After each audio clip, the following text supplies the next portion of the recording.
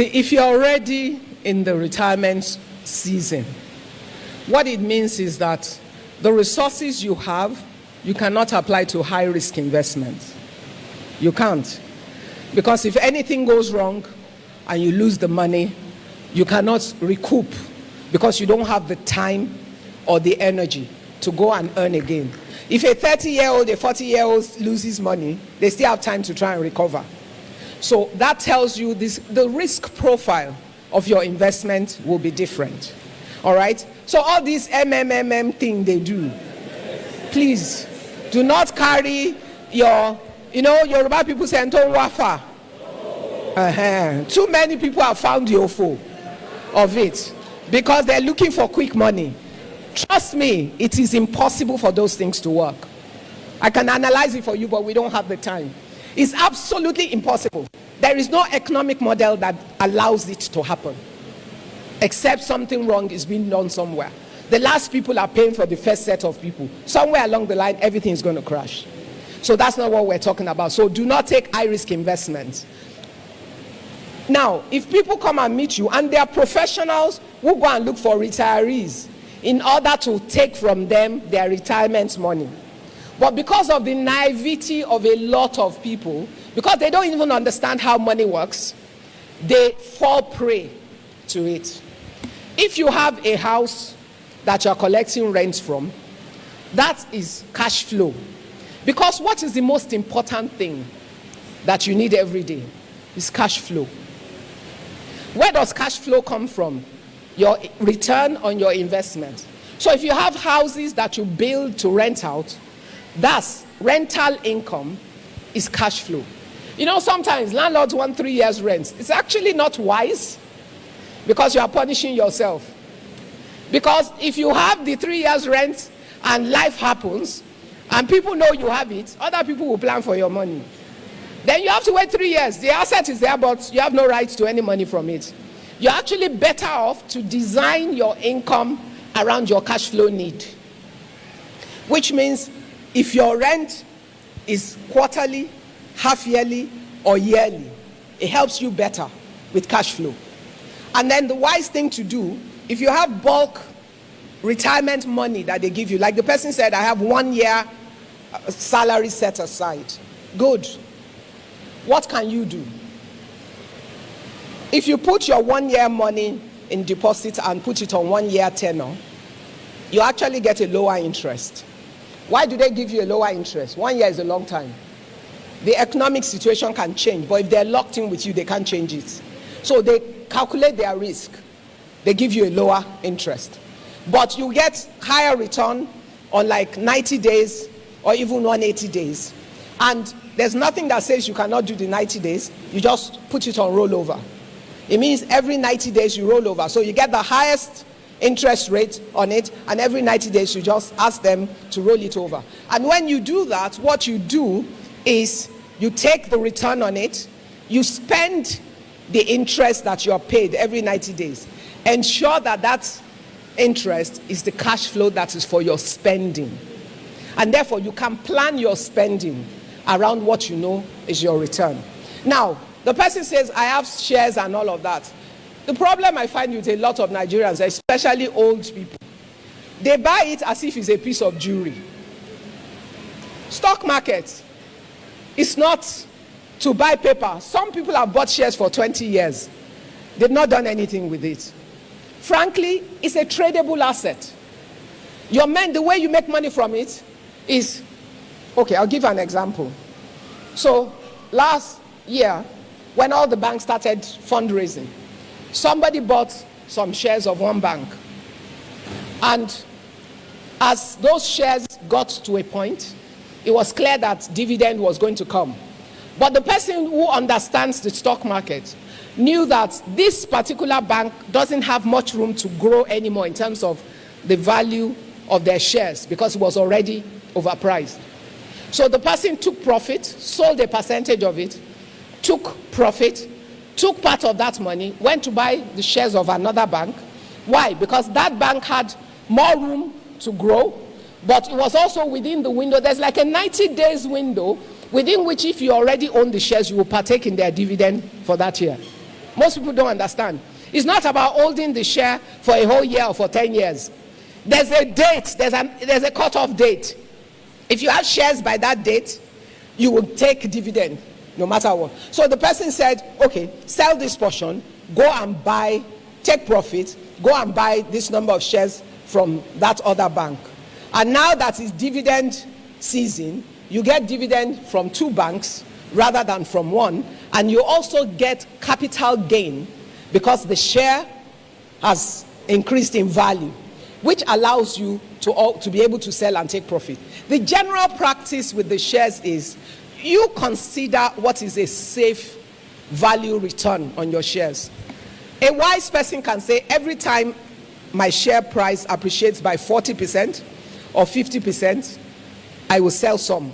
I will sell a percentage, enough to recover my original investment. I will now leave the remaining in it, so even if that share crashes, I haven't lost anything, because I've recovered my original investment and some profit. And then you take the profit, it can meet your cash flow and all of those things. There are also some other options. For someone that is much older, you're looking for low risk investment. Do you know how to buy shares yourself? No. So don't. What should you do? Go and look for financial institutions that can be trusted. Buy into their mutual funds. Why is that important? Mutual funds, you can enter with small amounts. A lot of them start from like 5,000 naira per unit, 10,000 naira. It's not a big amount. So even children can start buying. You buy 1 unit, you buy 2 units, you buy 5 units. Maybe minimum entry is 50,000. No problem. You can trade it within 3 or 4 days and get cash if you really need cash. But they are professionals managing the entire portfolio. And they can buy and sell as is necessary, the way you cannot do on your own. And when they do it, all the profit they make at the end of the year, they will declare the profit and they will increase the value of your coupon by that. And so you get paid at the end of every year. When you are in retirement age and you do not understand stock market and all that, you're better off with mutual funds. You're better off with like properties that are generating rent for you. And you put some cash. And you must know how to categorize your assets. If you have a 100% portfolio, how much of it should be in cash? How much will be in mutual funds? Maybe about 30-40% in mutual funds.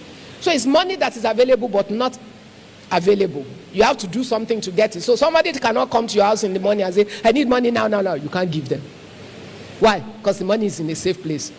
You know, church, we're too emotional. We make a lot of emotional decisions. Not necessarily rational or correct decisions. We act like God. You want to help everybody. I didn't say you shouldn't help. Like I said, I told you that I do missionary work. But I'm saying that every help is not God ordained. So you have to learn how to listen to God and hear God give you instruction. But if you make yourself poor helping others, you will all be poor together. Yes, let's be honest. So there's a lot of wisdom that you need to understand what the Lord has called you to, and you need to organize yourself. I've seen so many questions like that here. Yes, touch on it very well. Let me talk about black tax. Who understands black tax? Do you know what black tax is? You know, in Nigeria, we have no social security system. So our social security system is based on who? It's family. How many of your family members do you have to pay school fees, help somebody with food, help them with hospital, and all that? How many people fall into that category here? You're helping God knows how many other people. There's nothing wrong with it. However, what I've found is that it makes it difficult for a lot of people to build wealth or to retain their assets because we're continuously being drained. And the younger people are overwhelmed by it. I get a lot of those questions with young people. What you need to do is determine the percentage of your monthly income that you will assign to that. If it's 5%, it's fine. If it's 10%, it's fine. Whatever. I'm not telling you what to do. I'm saying based on your own family situation or your scenario and your income, determine the percentage that will go to that. Determine the percentage that will go to your investment. And the percentage that is assigned to that, be realistic. Don't try and be a hero. Have a family meeting with your family members. Explain to them that, look, from what I earn and the expenses I need to meet to go to work and to do other things, you don't even have to tell them I'm saving for building wealth. Because then they will tell you that they haven't eaten, you are building wealth. From what I'm earning, I can only afford this much to give. So please don't ask me for more than I can afford. But let's agree together how we will apply this one. So your siblings will not be in university and be living life at your expense. They will understand what you can help with. Your cousin will not plan a 5 million naira wedding when it only has 500,000. And my uncle is working. He will give me 2 million. He doesn't know if you have 2 million available. Do you understand what I'm saying? So older people, take lower risk investments. Learn, if you can't manage it yourself, look for products that allow professionals to manage and keep your money safe. Find cash flow assets. Properties are cash flow. Mutual funds are cash flow assets because you will get regular return. And then think of what you have. Life expectancy is higher now. People live longer. Don't plan on your children. No. I'm serious. I'm not joking. Don't plan on your children. These children of these days, you better be serious because you will suffer if they are your retirement package. No, I'm serious. And also, do you know what their own seasons are like? Because sometimes they want to do, but they're not in a place where they can yet. And if they're not in a place where they can do yet, why are you going to put them under pressure? This morning, I saw a clip on my phone. A mother and a daughter were walking. And somebody ran to them, 2 guys. And the guy said, if the woman lets her daughter kiss the boy, he will, who saw it? He will give them 100,000. And the mother said, are you sure? Blah, blah, blah. Then she told her daughter, kiss him now. The girl said, Mommy, what are you saying? I don't know the guy before. I should kiss a man just because he's going to give us 100,000. She harassed and harassed that girl. She stood her ground. I'm so proud of her. But I'm just telling you, when you have systems around you that don't work, sometimes even the things that you yourself know is wrong, you will feel that you're pressured to do. So let's plan better so we can have a better life. Yes.